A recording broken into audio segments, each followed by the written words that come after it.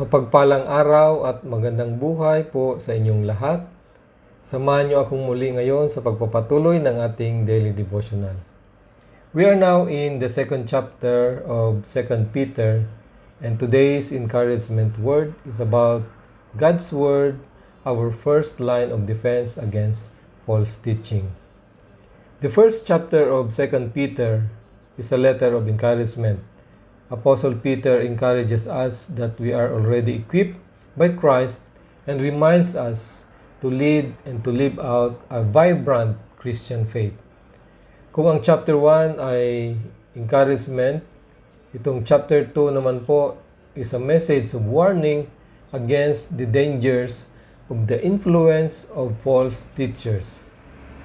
He foretells the coming of false teachers and the punishment to be given to them and their followers.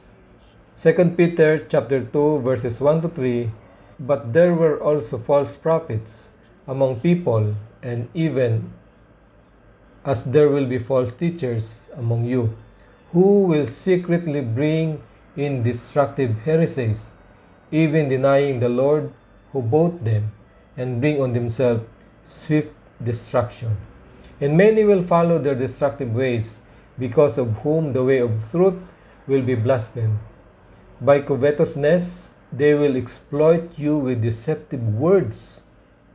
For a long time, their judgment has not been idle, and their destruction does not slumber.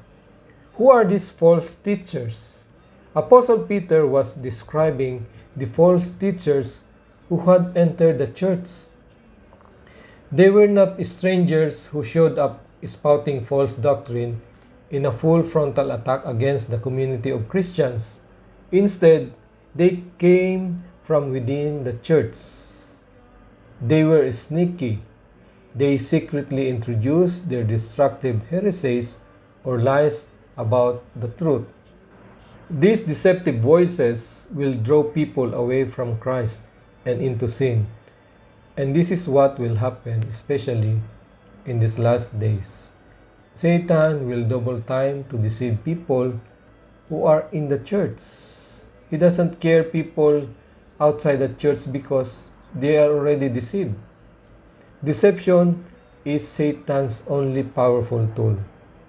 Remember that this style from the very beginning of creation is still the same as today and never changes. When we go back and examine in Genesis, when Satan tempted Adam and Eve, he came with lies, attacking the Word of God, quoting with twisted scriptures with words to affect Eve's way of thinking. He lied, and eventually Eve was deceived. Also, when he tempted Jesus 3 times in the wilderness, he used the truth of the scriptures. But Jesus was not deceived. Why? What is the difference between Eve and Jesus' temptation? Well, both of them are in perfect condition. Remember that Eve was still in perfect fellowship with God. You know what? Eve didn't have a personal revelation of God's word on her, because if we will go back in Genesis chapter 2 verse 16 to 18, the command, the spoken word of God, was given directly to Adam. God did not speak that directly to Eve. Eve actually heard about it through Adam. It was a second-hand information to Eve. So church, anybody who has got something as a second-hand information, it may not be powerfully effective to fight against Satan's deception. Jesus, he has the Word of God personally. He is even referred in John 1:1 as the Word of God. He was not deceived by all means of Satan's deception tools through quoting the scriptures. Jesus could have used his supernatural divine power and authority to fight against Satan, but instead, he didn't use his divine authority. He used the Word of God as his first line of defense against Satan's deception. God's Word is our first line of defense against any kind of deception. Now, what I'm trying to say here is that if we don't have a personal reading and meditation of the Word of God, or if we don't understand personally our Bible, which is the written Word of God, we can be easily deceived, especially when someone will try or start to quote verses from our own Bible. This is the way the devil tempted Eve and Jesus in the past, and this is the same way Satan will tempt you and me in the future. The only way to know the false is for you to know the truth.